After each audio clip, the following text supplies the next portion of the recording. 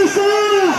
اللهم طهر مصر من الاشرار، اللهم طهر مصر من الاشرار، اللهم انصر عقب الطائفتين.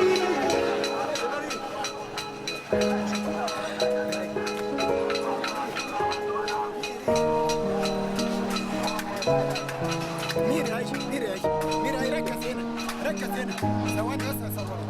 اهي ماشي ماشي اوكي.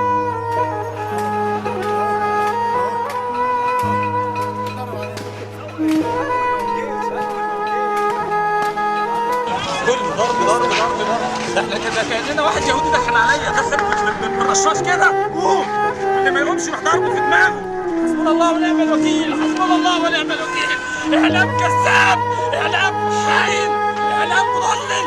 حسبنا الله ونعم الوكيل. بغيب الناس، بغيب الناس.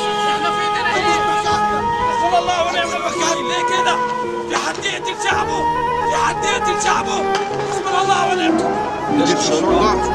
انت شفتهم؟ ايوه شفتهم. كلاب السيسي، كلاب السيسي بيضربوكوا بايه يا شيخ؟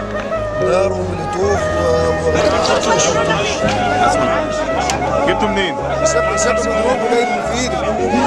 راح مصاب عند حارس الجمهوري وجايبه معاه. كنت واقف بعد ما فضوا الاعتصام وفتحوا الشارع بتاع صلاح سالم، كنت واقف على باب دار القوات الجويه بجوار مسجد السيده صفيه. جت الكتيبه مكتوب على دراعهم شارات ومظلات، انقسموا نصين، نص دخل من جنب السيده صفيه، بقى السيده صفيه على يمين على شمالهم وعلى يمينهم دار القوات الجويه. لما انقسموا حبوا يندهوا على زملاتهم الباقيين، قعدوا يندهوا عليهم مش سامعين، فقالوا ايه؟ قالوا يا كتيبه 51، يا كتيبه 51،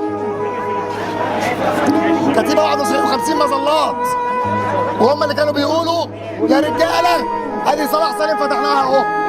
بيقول انا طبعا خايف لا ياخدوني عشان كان في امن دوله هناك، فبقول لهم برافو عليكم يا رجاله.